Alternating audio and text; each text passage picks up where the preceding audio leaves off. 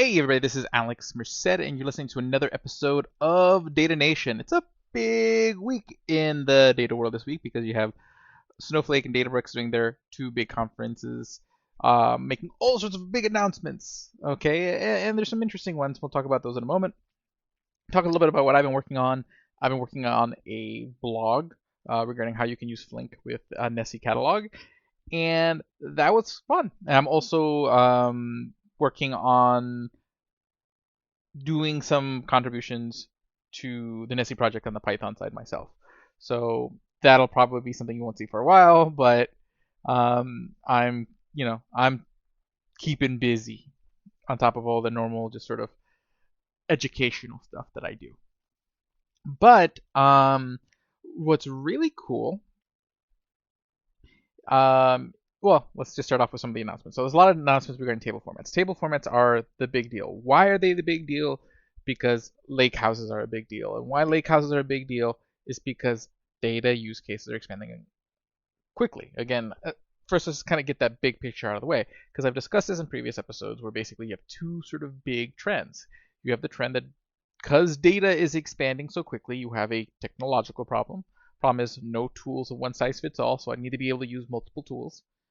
Okay, and two, the cultural problem, where basically, having a centralized team, then especially as the company gets bigger and the data gets larger, they don't necessarily have, they're not able to kind of get a view of the entire context enough to truly make this data self-service.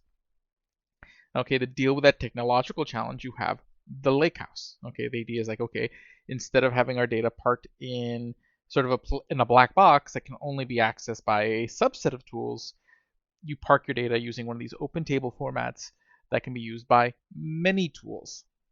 Okay, and that allows you to deal with, hey, I can find the right tool for the right job. Okay, as new use cases pop up, and for my existing use cases. Okay, so instead of me having to have to worry about creating duplications or complex migrations of my data every time my use cases change. And then with data mesh, the idea is we divvy up how we construct that data across different teams that are specialized in their domains, so that way you have that better context, better culture fit when it comes to constructing that data. Okay, so this is why I like data lakehouse table formats, the Apache Icebergs, the Apache Hudis, the Delta Lakes are so exciting and such a big topic for everyone, because essentially um, everyone is moving towards lakehouse slowly but surely. So as people make that move, people want to be, every company in the data space wants to be in position to be able to facilitate that trend. Okay. So Iceberg's big announcement was that they unified their Iceberg setup. So before they had Iceberg external tables, which was a not super fast way of accessing your own Iceberg tables on your storage. And then they had their internal Iceberg tables, which is basically our Snowflake, you having Iceberg tables in your Snowflake storage being queried by Snowflake. They've kind of unified it into this one sort of Iceberg table managed, unmanaged deal, where basically you either have it managed by Snowflake or not. And they have their own custom catalog now, so they've now entered the catalog wars when it comes to the Iceberg story. So that was probably the biggest sort of announcement there. There's a lot of announcements at both of these parties, but a lot less of them are necessarily they're more impactful if you're a Snowflake customer or a Databricks customer than just hey, industry-wide trend thought. Then Databricks' big announcement was that they've created a transpiler. Okay, I figured something like this was going to get created. There was already a project like this in one table with Hudi.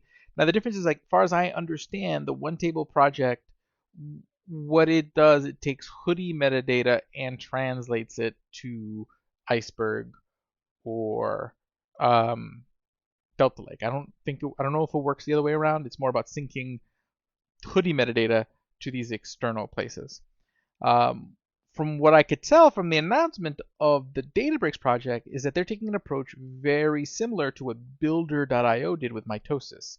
Okay, so back when I used to write a lot of more web industry-based articles, and even my podcast I've talked about this, web development 101, we've talked about this project called Mitosis. Mitosis is created by the same people who created the Quick framework, which is one of the big new front-end frameworks, competing with like React and Svelte and Vue.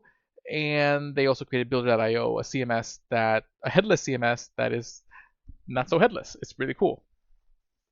And basically, their big deal, the big deal with Builder.io, is that you get this visual editor that visually edit your website, yet the actual underlying code of the website you build could be React, could be Vue, could be Svelte, could be whatever. Okay. But the idea is that you're not going to sit there and have to write the same logic to translate it into like 7 different frameworks. So what they did is they came up with one intermediate format called mitosis. So it's this one sort of way of expressing UI logic that's not necessarily what a end user, like let's say a developer like myself, would write. It's not quite as friendly, but the idea is you could transpile React code to mitosis. You could transpile Svelte code to mitosis and back. So the idea is that instead of having to create, a set of connectors for Vue to every other framework, for React to every other framework, you just create one connector that is that framework to mitosis. Okay, so then I can convert React to mitosis, and then mitosis can be converted to Vue, okay, or whatever other framework, okay. So essentially, you're creating sort of like this sort of Babel stone to make it easier to move between these different formats and create like this sort of universal way of transpiling. That essentially looks like what Databricks is doing. They created something called the UNIF format, and essentially the way I understood it is that essentially like there'd be essentially a connector that would translate metadata from Iceberg, Hudi, or Delta Lake to this UNIF format and back. Okay, so if I had an Iceberg table, I could take that Iceberg metadata, translate it to UNIF format, put it to Delta Lake. If I had a Hudi table, I could take that Hudi metadata, translate it to UNIF format, then translate it over to Iceberg. So that way you can read the data regardless what kind of format it is. And again, I'm not 100% sure if one house's one table project takes a similar approach, or are they doing like a direct translation where it's like a direct translation of Hudi directly into Iceberg without that intermediate step. I do think that intermediate step has value, so I'm actually pretty excited.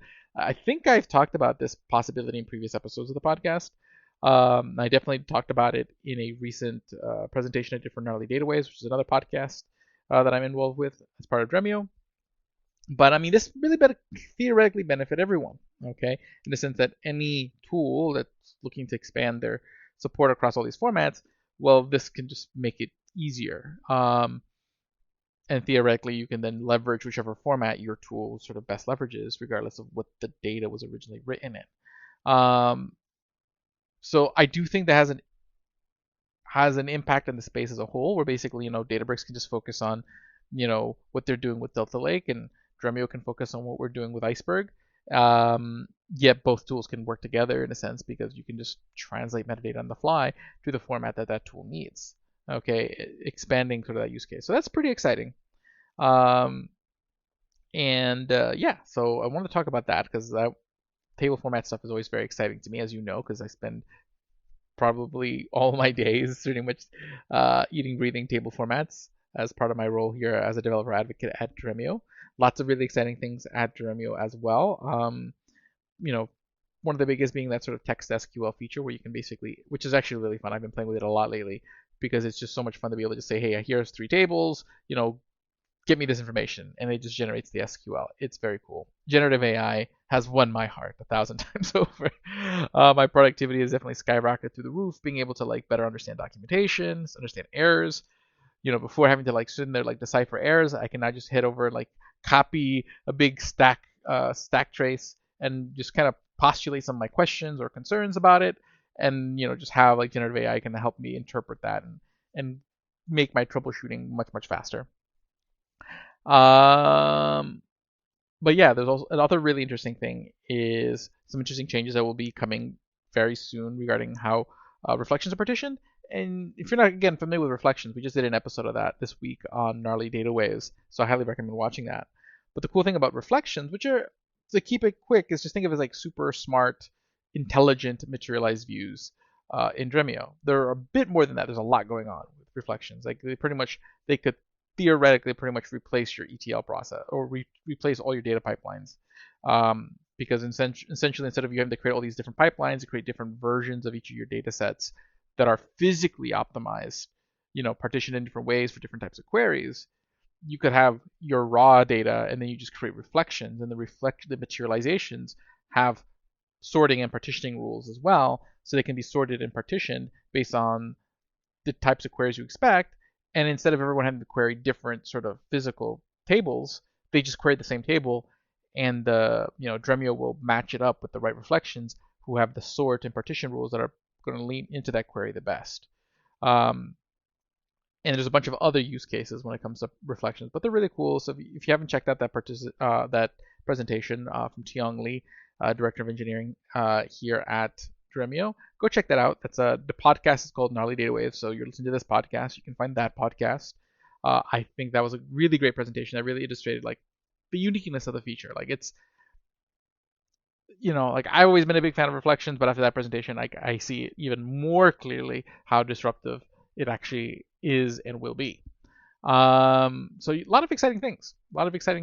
In the data world this week. The world is the lake house is no longer like a will it or won't it type of the situation. It's more like just sort of like it is. Okay, people are moving to the lake house, and the question is just sort of like, how is that going to look? It's just going to look like in a world where basically that all the table formats will sort of play more friendly. Still a big fan of Iceberg. I'm still a big believer that Iceberg is sort of like the best sort of default format for a variety of reasons. But again, it doesn't necessarily nowadays, especially with things like one table from one house and this new uniformat from Databricks, sort of having to make those decisions. Those trade-offs are going to be a lot less, which is pretty cool. But regardless, again, whatever you use, there's a presentation I did a couple weeks ago at Dremio as another episode of Gnarly Data Waves, so go check out. Actually, I think it's the same episode I referred to earlier, Gnarly Data Waves, where I talked about the table formats. And one of the questions I got was about how do you see the competition going? And literally, what this announcement is today is literally part of like what was my response in that question. So that was, you know, I feel clairvoyant today. But otherwise, I just want to kind of announce all that. Have a great day. Enjoy. I'll talk to y'all later.